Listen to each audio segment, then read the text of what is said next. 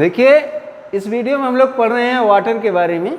आप सब जानते हैं वाटर जो है रिन्यूएबल रिसोर्स है, और इस पूरी अर्थ पर वाटर बहुत अधिक मात्रा में है, करीब 70% या इससे एबव है, 70% मान के चलिए। तो चूंकि वाटर की अवेलेबिलिटी इस अर्थ पर बहुत ज़्यादा है, इसलिए इसको हम लोग अर्थ को वाटर प्लैनेट भी कहते हैं। वाटर प्लैनेट कहते हैं अर्थ को, क्योंकि यहाँ पर बहुत अधिक मात्रा में वाटर अवेलेबल है। और हम लोग ये भी जानते हैं कि जो ओशंस हैं, समुद्र हैं, हमारे महासागर, सबसे पहले लाइफ वहीं पर स्टार्ट हुई थी। और आज भी ओशंस जो हैं 2/3 अर्थ सरफेस पर फैले हुए हैं, पूरी अर्थ सरफेस का 2/3। और इन ओशंस में बहुत ही वैरायटी के एनिमल्स और प्लांट लाइफ सरवाइव करते हैं, पाए जाते हैं। तो लेकिन एक बात और है कि ये ओशंस वाटर इतनी अधिक मात्रा में अवेलेबल तो है, लेकिन ये पीने के लिए फिट नहीं है। क्यों? क्योंकि ये साल्टी होता है, और साल्टी वाटर जो है वो हमारे ड्रिंकिंग यूज़ के लिए, पीने के लिए सूटेबल नहीं होती है। और फ्रेश वाटर जो है वो सिर्फ करीब 2.7% है। जो टोटल वाटर है उसका 2.7% फ्रेश वाटर है, और उस 2.7% में भी 70% फ्रेश वाटर जो है वो जो ग्लेशियर्स हैं, माउंटेन्स हैं, इन सब जगहों पर जो है वो एज स्नो के रूप में, बर्फ़ के रूप में वो जमे हुए हैं। कहाँ पर? अंटार्कटिका में, ग्रीनलैंड में, माउंटेन रीजन्स में। 2.7%, 70% जो है, इस 2.7 का 70% इन सब जगहों पर है, जो कि हमारे लिए उपलब्ध होना कठिन है। और सिर्फ 1% वाटर, फ्रेश वाटर का 1% अवेलेबल है और ह्यूमन यूज़ के लिए फिट है। और ये वाटर है कहाँ? हमारी रिवर्स में, अंडरग्राउंड वाटर के रूप में, और वाटर वेपर के रूप में, लेक्स वगैरह में ये फ्रेश वाटर है। इसलिए ये फ्रेश वाटर जो है हमारे लिए काफ़ी प्रीशियस है, काफ़ी महत्वपूर्ण है। हम जानते हैं इस बात को कि water can neither be added, जो वाटर की जो मात्रा, जो अमाउंट है, उसको न तो हम बढ़ा सकते हैं न घटा सकते हैं। ये वाटर एक साइक्लिक ऑर्डर में चलता रहता है। कैसे? ये कांस्टेंट है, साइक्लिक ऑर्डर में चलता है। कैसे? जो वाटर है ओशंस का, रिवर्स का, लेक्स का, या जो हम लोग यूज़ करते हैं कपड़े वगैरह धोने में या इंडस्ट्री में, ये वाटर वेपर बन करके चला जाता है ऊपर, और वहाँ इवेपोरेट्स हो करके, इवेपोरेट्स हो, वाष्पीकरण होता है इसका, और ये ऊपर चला जाएगा। वहाँ से ठंडा हो करके फिर प्रेसिपिटेशन, मतलब बारिश के रूप में फिर नीचे आ जाता है और नदियों में दौड़ने लगता है। तो ये जो प्रोसेस है हमारा इवेपोरेशन का, वाष्पीकरण, प्रेसिपिटेशन, बारिश का, और ऊपर रन ऑफ वाटर, जो ऊपर पर नदियों में बहने वाला पानी, ये जो प्रोसेस साइक्लिक ऑर्डर है, इस वजह से ये जो वाटर है ये कांस्टेंट रहता है। इसकी मात्रा कभी न घटती है न बढ़ती है। इसी को हम कहते हैं वाटर साइकिल।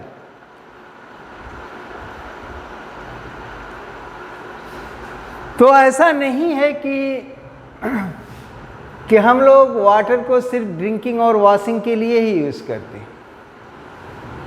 इसको हम अपनी प्रोडक्शन एक्टिविटीज़ में भी यूज़ करते हैं, जैसे एग्रीकल्चर के लिए, इंडस्ट्री के लिए, इलेक्ट्रिक जनरेट करने के लिए। और इलेक्ट्रिक जनरेट कैसे होती है? नदियों पर बांध बना करके पानी को कलेक्ट कर लिया जाता है बहुत बड़े तालाब नुमा, और वहाँ से उसको गिरा करके टरबाइन पर और इलेक्ट्रिसिटी प्रोड्यूस की जाती है। तो इंक्रीजिंग पॉपुलेशन, दूसरे यूज क्या है कि हमारी जो पॉपुलेशन बढ़ रही है इसके लिए फूड की डिमांड बढ़ रही है, कैश क्रॉप्स बढ़ रहे हैं, और जो अर्बनाइजेशन लोग जो शहरों में जा रहे हैं उन लोगों का लिविंग स्टैंडर्ड बढ़ रहा है। तो ये सारी चीज़ें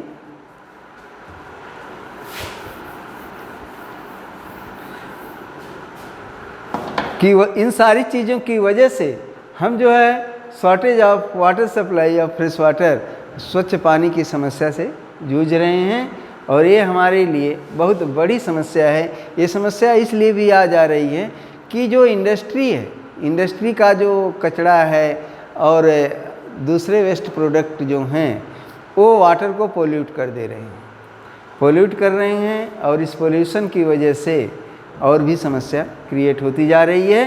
तो नेक्स्ट पॉइंट हम लोग देखेंगे, प्रॉब्लम्स ऑफ वाटर अवेलेबिलिटी।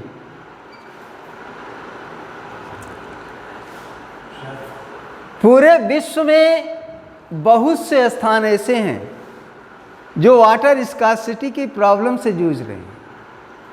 पूरे वर्ल्ड में बहुत सी कंट्रियां ऐसी हैं जो वाटर स्कार्सिटी की प्रॉब्लम से जूझ रही हैं। तो इसमें है सबसे अधिक अफ्रीका। अफ्रीका में पानी लेने के लिए लोग कई कई किलोमीटर तक जाना पड़ता है। साउथ एशिया, अब देखिए parts of western USA, north west Mexico, parts of south America and entire पूरी ऑस्ट्रेलिया ये वाटर सप्लाई की शॉर्टेज से जूझ रहे हैं। और इसके अलावा जो क्लाइमेटिक जोन में कंट्रियां हैं, क्लाइमेटिक जोन इक्वेटर के आसपास, तो क्लाइमेटिक जोन की जो कंट्रियां हैं उनको भी, वे भी सूखे के डर से हमेशा डरी रहती हैं। उनके सामने ये प्रॉब्लम वाटर स्कार्सिटी की कभी भी आ सकती है। और इसलिए ये जो वाटर शॉर्टेज है ये क्यों होता है? वेरिएशन इन सीजनल और एनुअल प्रेसिपिटेशन, जो बारिश है वो समान रूप से नहीं हो रही है, कभी बहुत अधिक हो जाएगी, कभी बहुत कम। किसी स्थान पे बहुत अधिक बारिश होगी तो कहीं एकदम नहीं होगी। तो इस वजह से ये जो वाटर स्कार्सिटी है, और वाटर एक तो हो गई ये आपका प्रेसिपिटेशन, और ओवर एक्सप्लॉयटेशन, कंटेमिनेशन, मतलब जो वाटर सोर्स हैं, तालाब हुआ, आपकी नदी हुई, ये सब क्या जो हो रहे हैं, कंटेमिनेट हो रहे हैं, दूषित हो रहे हैं, पोल्यूट हो जा रहे हैं। इनके ये पीने लायक पानी नहीं रह जा रहा है। और इनका जो आवश्यकता से अधिक, किसी को 1 बाल्टी की ज़रूरत है वो 10 बाल्टी टुल्लू लगा के गिरा दिया, तो ओवर एक्सप्लॉयटेशन हो रहा है। मतलब आवश्यकता से अधिक जब कोई चीज़ यूज की जाती है तो उसको हम कहते हैं ओवर एक्सप्लॉयटेशन। ये सारे कारण हैं जो पूरे वर्ल्ड को वाटर स्कार्सिटी के प्रॉब्लम में डाल रहे हैं। अब कंजर्वेशन ऑफ वाटर रिसोर्स,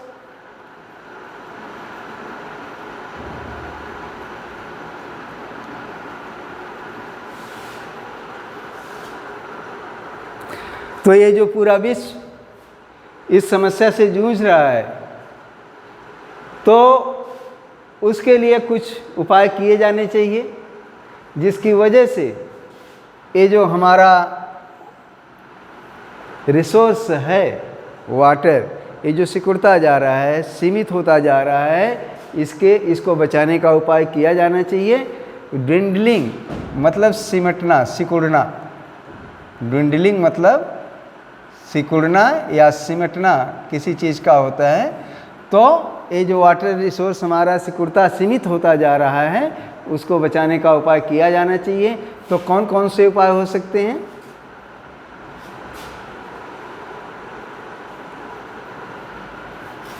तो पहले है डिस्चार्ज ऑफ अनट्रीटेड और पार्शियली ट्रीटेड सीवेज। जो नालियां नदियों में गिर रही हैं, जो बड़े बड़े नाले गिर रहे हैं, बिना उनका ट्रीटमेंट किए हम ये सुनिश्चित करें कि वो नदियों में न गिर पाएँ। वहाँ ट्रीटमेंट प्लांट लगाए जाने चाहिए और उनको वाटर को प्यूरिफाई करके ही नदियों में छोड़ा जाए। दूसरा है एग्रीकल्चरल केमिकल्स। जो खेती में जो केमिकल यूज हो रहे हैं, फर्टिलाइजर, पेस्टिसाइड, ये सब उनको रेगुलेट किया जाए कि कितने खेत में कितना पेस्टिसाइड यूज होगा और बहुत ज़रूरी ना होने पर यूज न किया जाए। इंडस्ट्रियल एफ्लुएंट्स, जो इंडस्ट्री का जो कचरा है वो जो नदियों में जा रहा है, उसको रोका जाना चाहिए, क्योंकि यही मेजर कंटेमिनेंट्स हैं। इन्हीं की वजह से वाटर पोल्यूशन हो रहा है। ये कैसे वाटर को? They pollute water with nitrates, metals, pesticides. ये सब चीज़ें वाटर में डाल देते हैं। इनकी वजह से ये सारी चीज़ें वाटर में चली जाती हैं, जिसकी वजह से वाटर पोल्यूशन हो जाता है।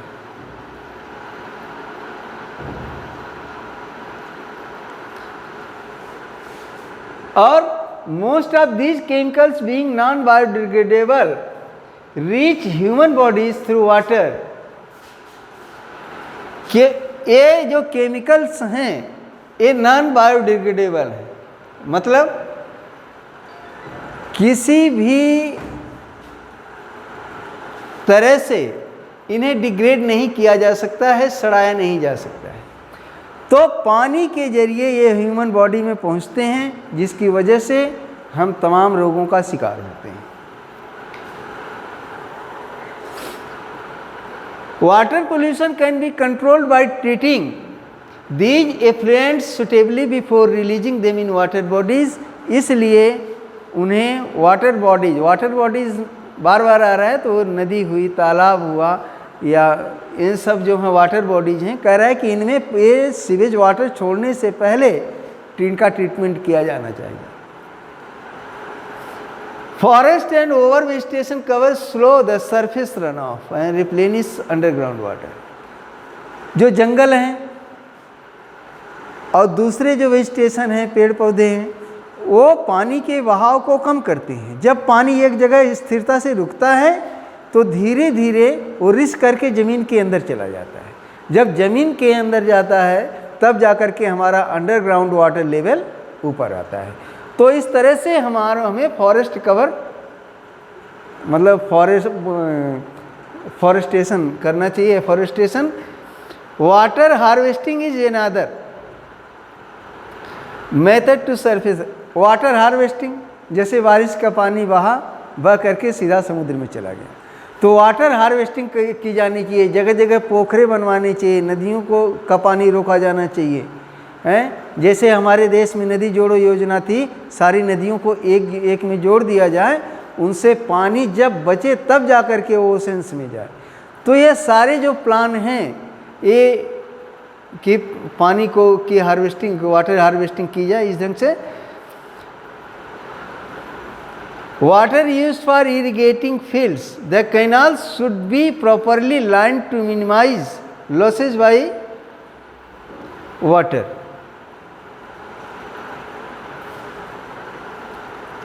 जो वाटर फिर खेतों की सिंचाई के लिए यूज किया जाता है। तो canal should be properly lined to minimise losses of water seepage. पानी का बहाव इधर उधर न हो ज़्यादा, इसलिए कैनाल्स को जो है ठीक किया जाना चाहिए। और अधिक से अधिक सिंचाई के लिए जो हम लोग खेतों को भर देते हैं तो उसकी जगह पर स्प्रिंकलर्स जो फुहारा होता है उसका इस्तेमाल सिंचाई के लिए किया जाए तो उसमें वाटर जो है वो कम लगेगा और हमारी सिंचाई भी हो जाएगी। जो ड्राई रीजन्स है, dry regions with high rates of evaporation, drip और trickle irrigation is very useful. और जो स्प्रिंकलर जो फुहारे वाली सिंचाई है जो सूखे इलाके हमारे हैं वहाँ पर काफ़ी जो है उपयोगी साबित हो सकती है, यूज़फुल हो सकती है। The valuable water resource can therefore be conserve by adopting these means of conservation. और ये सारे उपाय अपना करके हम वाटर को कंजर्व कर सकते हैं और उसको बचा सकते हैं, जो कि हमारी लाइफ के लिए बहुत ही ज़रूरी है। कितना मिनट हुआ?